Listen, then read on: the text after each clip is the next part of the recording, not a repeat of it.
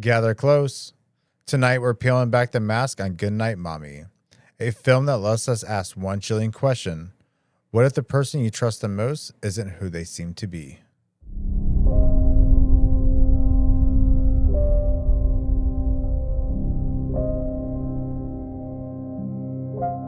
For my birthday this year, my best friend got us this top 50 horror movie gift card scratch-off set. And for our first pick, we chose Goodnight Mommy. The movie is from 2022 and it is directed by Matt Sobel. It is rated R and it stars Naomi Watts and Nicholas and Cameron Crovetti. When twin brothers arrive at their mother's secluded farmhouse, they're shocked to find her face covered in bandages after surgery. Even more disturbed by her distant behavior, and as her actions become stranger, the boys begin to wonder, is this really their mother, or is it an imposter? First, we want to talk about what we liked about the movie Goodnight Mommy. I think it's notable to point out that the acting was really good. Naomi Watts always delivers. I've liked her in previous horror movies, and I thought the Crovetti brothers did a good job as well. And I also thought that the cinematography was well shot. I also feel like making the audience believe that the mother was the imposter and not really the mother. I think that was really well done.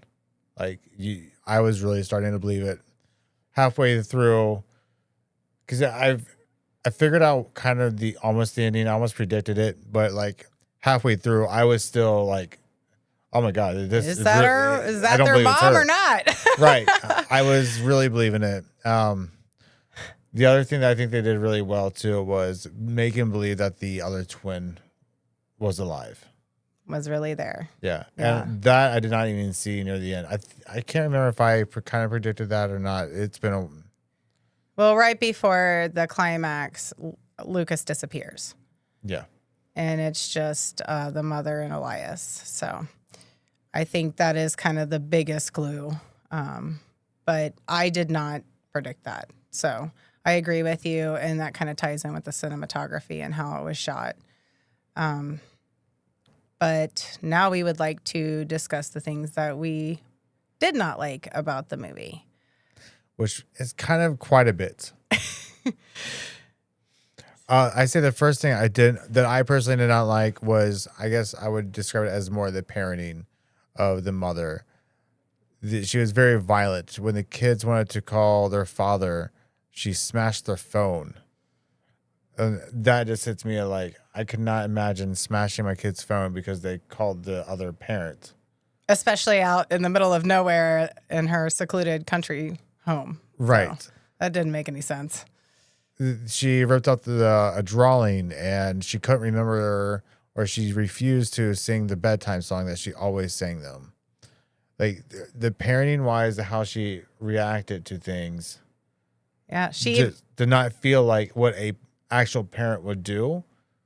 That's what made me believe it was an imposter. Yeah, that's what it made it a little more believable.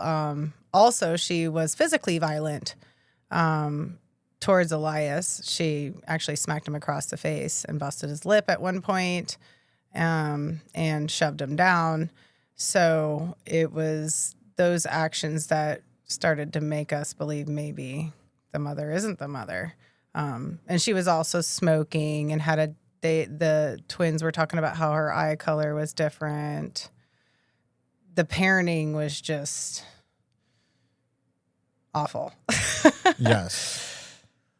The other thing I really didn't like was the skin peeling off scene where she's ripping out of her toe, and it's black. It continues up her, she pulls on her toenail or like a hangnail, and it just keeps going up her body, and she almost comes alienish. It reveals this black, disgusting, grotesque monster underneath, which maybe foreshadows her being burned later on in the movie. Yeah, but it was in a dream. Supposedly. Right. So it was in a dream. So it's almost like he had premonition. but that's not really explained either in the movie, and it's almost like, so how would he know that's coming? So there's a lot of loose ends, I feel like, in the movie, where I feel like when I watch a movie, I should have, at the end, I should have all the answers to what I just watched. And I felt like I had more questions than I had answers. Yeah, it was almost like we had to go into our own imaginations to put the puzzle completely together versus it being explained. Another thing that bothered me was the time frame. How long had it been since these, brothers saw their mother? How long had they been divorced? Right. Why are, if they're coming to see her and she's just had surgery, were they staying with their dad while she had surgery, and then were, coming back afterwards? Like, nothing was really explained about how the parents were disconnected or not connected, or, were they married, were they divorced, and how long had it been? They had absolutely no communication to each other, which I think was probably a factor in maybe, implying that she was an imposter. Who knows? Right. It was just a lot that you had to piece together and try to figure out on your own.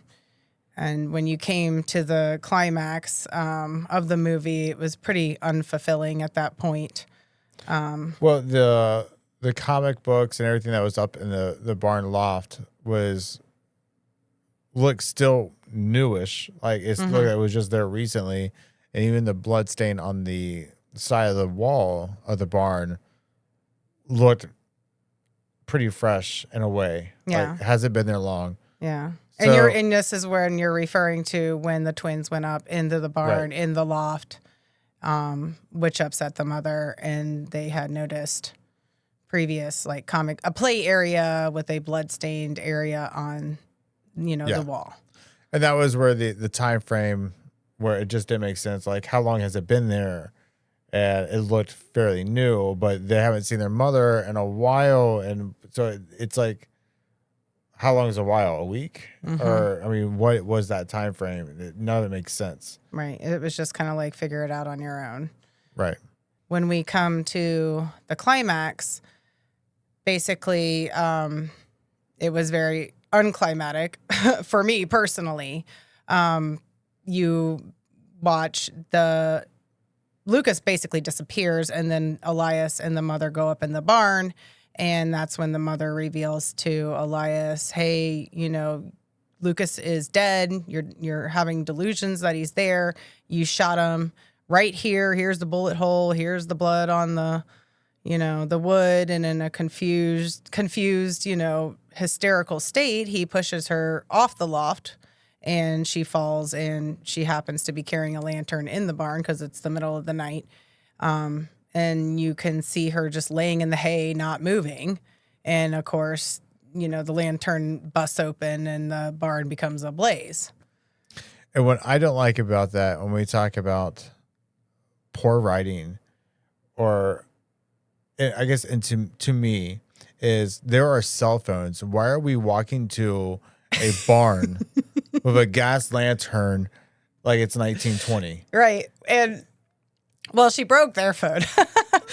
But I'd be going for a flashlight or my iPhone, and this is 2022. Come on, so that is just that was kind of funny and humorous. Like, oh, how perfect! I'm gonna walk out to this barn and push you over and catch the thing ablaze. And when they did show that the barn was burning, Elias gets out, and he's crawling along the tall grass in the field next to the barn, and the barn is just, ablaze and disintegrates pretty quickly.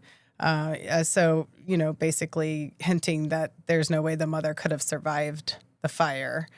And then the worst part of the whole movie is he looks up and sees basically an apparition of Lucas and his mother now. that just loves him. Yeah, that the whole movie is not. I just killed both of you. Give me a hug. And it's like they're consoling him, and he's obviously distraught, and that's end credits. So basically, you are left to wonder You know, is he going to continue the rest of his life now believing that Lucas and his mom are there, having this delusion, never-ending delusion? Or, you know, is he going to die out there because he has no cell phone service and he can't call for help? You know, like it was just... He's got a rotary phone. Yeah. So, yeah, that's the good and the bad for us. So how would you rate this on your light to dark scale?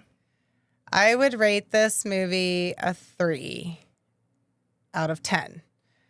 And I really would be fine if I never watched it again. How about you? I would go with a 5, mainly because the acting was actually good. I think it is worth watching.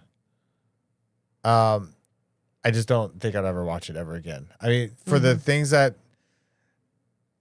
the foreshadowing, I could already replay it in my head and I see it like, oh, okay, that makes sense. But the unanswered questions, I'm not going to be able to go back and watch that and get those answers. They're not there. Yeah, it didn't leave you, you know, rethinking the movie in a way, oh, wow, that was really good and well put together. I didn't see that coming. It just left you like, well, that was pretty forgettable, because I don't even really want to piece it together at this point, because the ending was just so unbelievable and dramatic. And then it was done. So if you have seen this movie, let us know what you have thought about it. And also, if you've seen the original, because this is the remake, let us know what you thought about that one as well and which one you prefer. And we have not watched the original one, but we might not, just depending on how we feel about this one later on. So let us know what you think in the comments. And if you like this video, hit the like button and subscribe to our channel. Make sure you follow all our other social media platforms. We're The Swinging Light. I'm Doug. And I'm Rachel. Until next time, Keep the light on.